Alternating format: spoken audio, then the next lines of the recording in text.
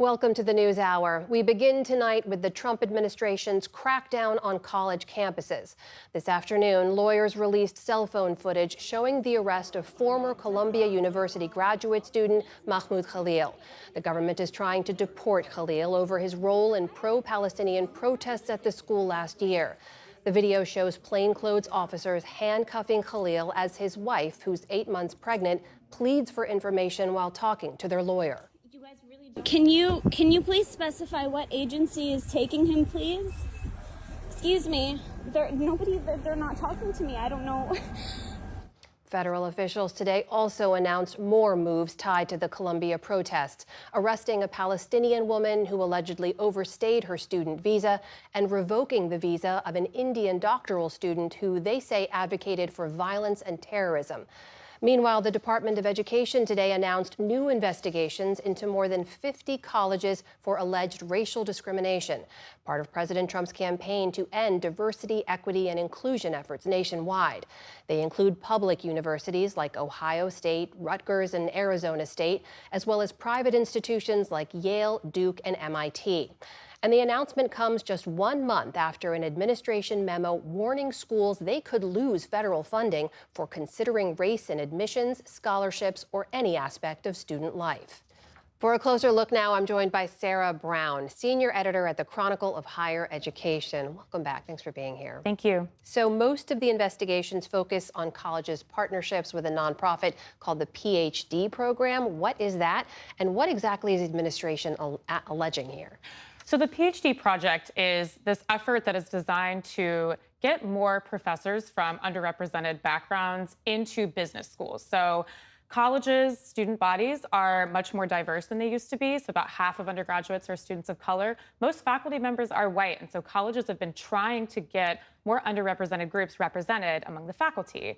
Now, the Trump administration believes that these diversity, equity, and inclusion efforts, these DEI efforts, are illegal because they consider race, they treat people differently based on race. That's their argument. And so the Trump administration sees the PhD project, which is working with these 45 universities, as part of the illegal DEI that it's trying to crack down on. That's its argument. Obviously, a lot of people would say these DEI programs are not illegal. They're just an important part of creating more welcoming environments on campuses. And so most of the schools are being targeted because of that. There's 7 other colleges that are listed here that are being investigated for awarding what the administration calls impermissible race-based scholarships. Sarah, have the universities responded to any of these allegations? At this point, the universities have said, we are reviewing the allegations. We will cooperate with any federal investigations. They haven't said a lot specifically so far.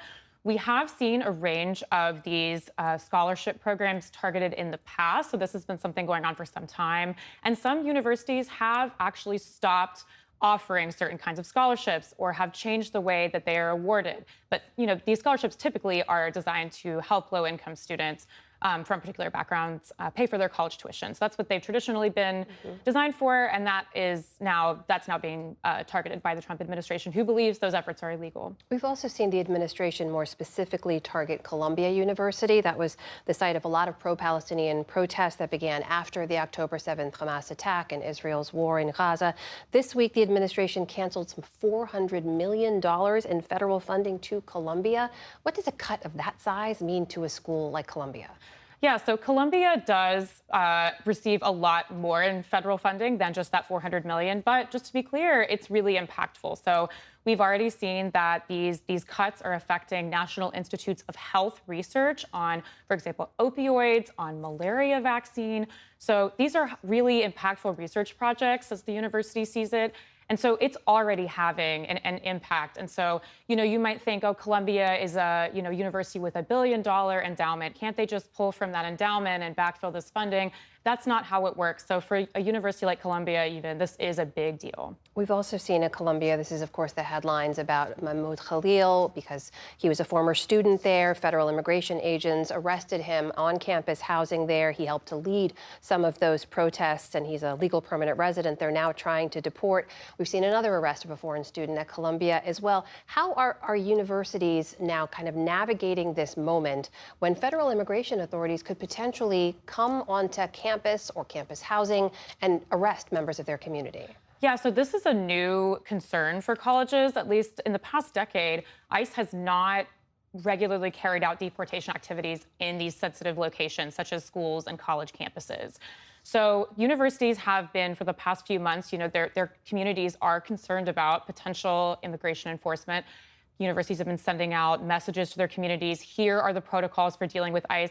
But what we're seeing at Columbia is really the first example of ICE agents actually coming to a campus, in some cases, like we've seen recently this week, with warrants, and what happens to when universities have to respond to those situations. And so I think a lot of campus communities, especially at Columbia, international students, undocumented students, they're very concerned right now. The investigations they announced just today, the threat of pulling federal funds is the through line here. We've already seen the impact that can have at Johns Hopkins, for example.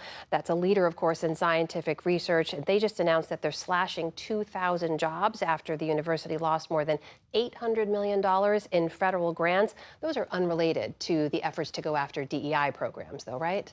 This is all, I would say, part of a larger effort by the Trump administration to try to change the policies and practices on college campuses.